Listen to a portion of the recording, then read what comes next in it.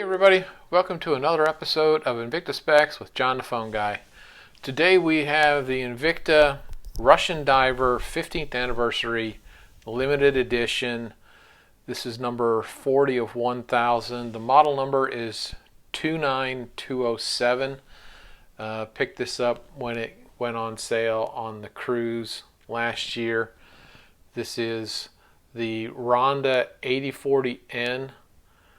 Retrograde snapback day of the week chronograph, and of course this is like the elegant style, so you've got your crown and function pushers down here at the 6 o'clock. Normally a 8040N would be oriented this way.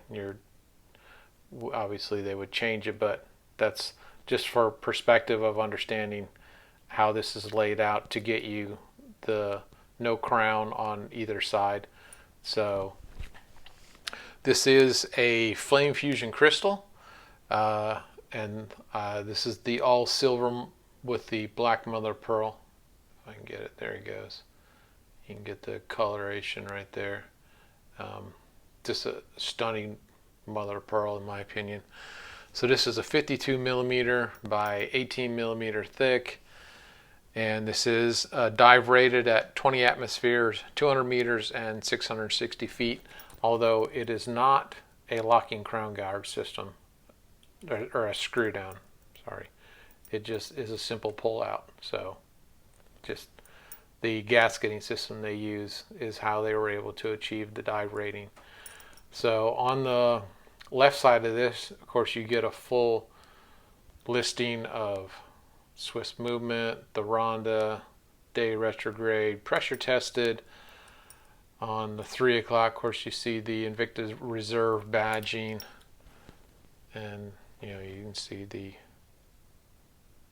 Invicta Reserve. This is going to be your chronograph's start-stop, and this is your reset.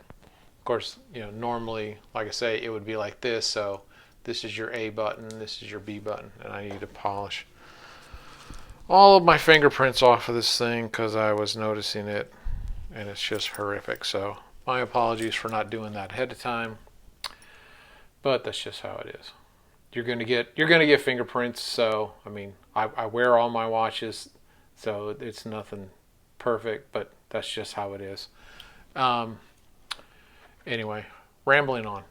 So what we have inside here is you've got your day of the week right here. So this is a Sunday through Saturday, and then you've got your constant running seconds is right here.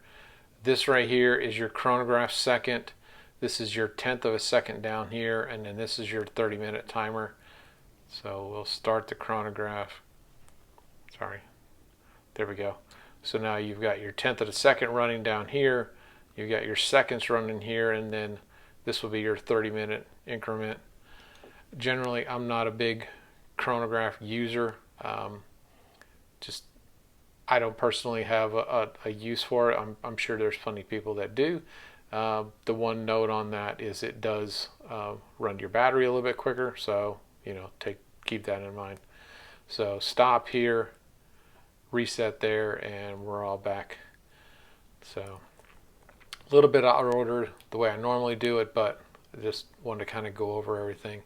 So this is the scissor deploying it, a thick sturdy bracelet, with the dive keeper class.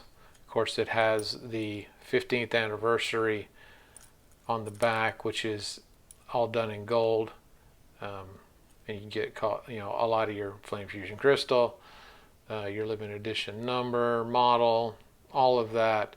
So most people aren't going to see it unless you take the watch off and show it to them, but it's there, and it's just a unique way of highlighting the 15th anniversary. So that's just kind of how they did it. I like it. Some people are like, whatever.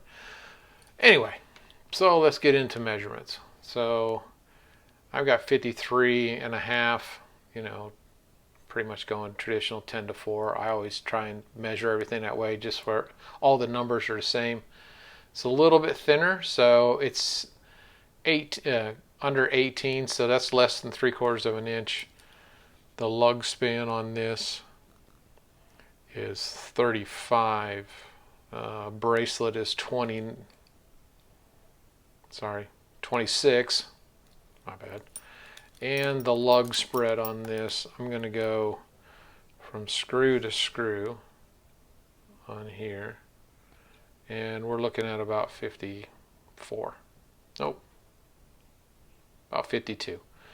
So, that being said, this thing's probably around 10 ounces, give or take.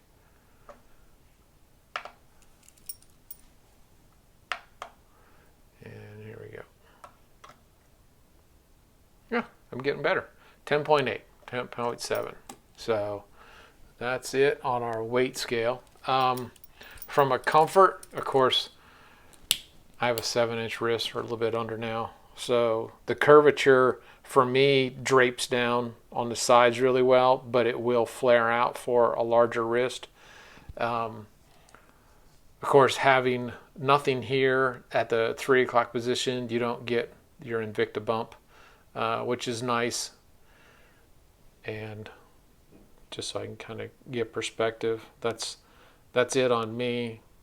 I'd say I'm somewhere between 6 3/4 and 7, but probably closer to 7. So just for perspective, if anyone's looking. You know what I haven't ever done yet, so let me do that. So I've never actually taken the calipers and measured the distance across. So at my wrist bone, if I can get this thing flat, I'm about 60. And right back here, so I'm right around 60 across from side to side on my wrist. And then, of course, if you're going to go top to bottom, I'm about 40. So that's what gives me, about a 7-inch. So just for perspective as far as like how lugs fit. So, if I've got a lug that's, going to be tight, like I will say, a lot of the venoms, they come down abruptly right here.